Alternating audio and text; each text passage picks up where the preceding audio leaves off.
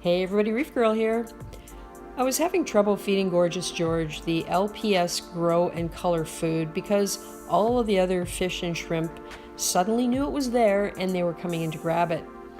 So I decided it was time to try and come up with something that would feed him and keep everything else away until he was done eating, because Trachyphyllia are such slow eaters.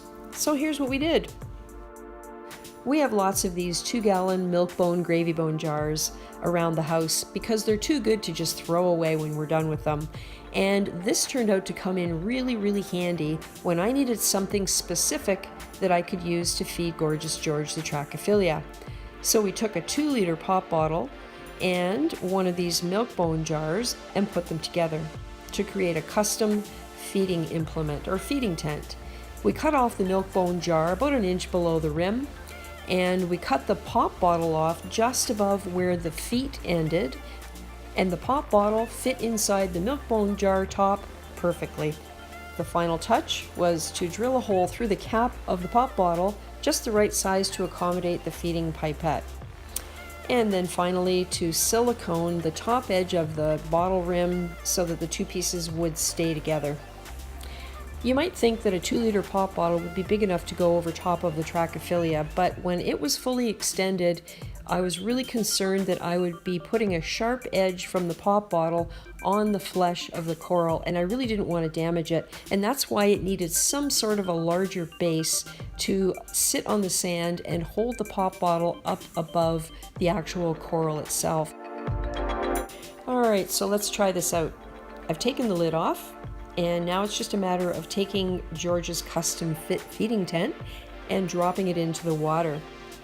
Because of the hole in the cap, the air will be displaced as I move it down into the water, unlike other tries I've had before of different kinds of covers where the air gets trapped underneath. This is working really well. So I'm going really slowly because the flow is still on, and if it gets pushed out of place, I don't want to hurt George with the sharp edge of the bottom of this thing. Once I reach the sand, I'm going to push it down and twist it a little bit to hold it in place. Because as I said, the flow is still on in this tank, and I really don't want it traveling anywhere. If I can avoid it, that wouldn't be good. So I have a nice long feeding pipette with a squeeze bulb at one end, and that's what I'm going to use to draw up the food and then put the end of this thing into the hole in the cap on the top of the feeding tent and get the food down to Gorgeous George. So I've mixed some of the pellets with tank water, and I've got some of that in the pipette right now. So I'm going to reach in the tank and keep my finger over it because they do drift down with gravity, and try not to lose too many of them as I put it into the opening in the top of the feeding tent.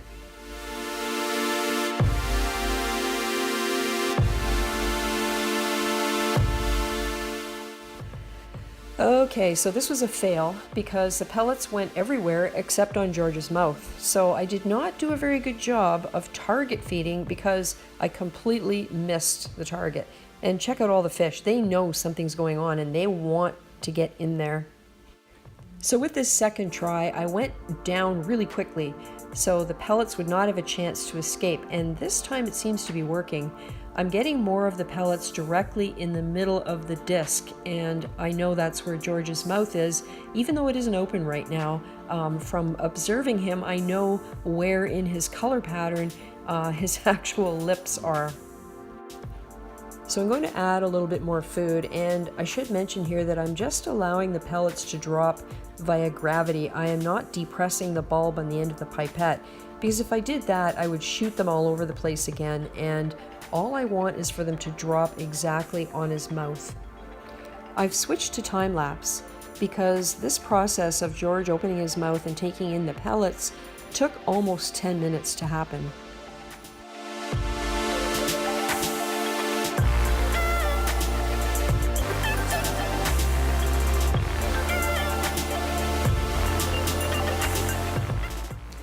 Over the next 15 minutes or so, George's mouth opened and closed several times.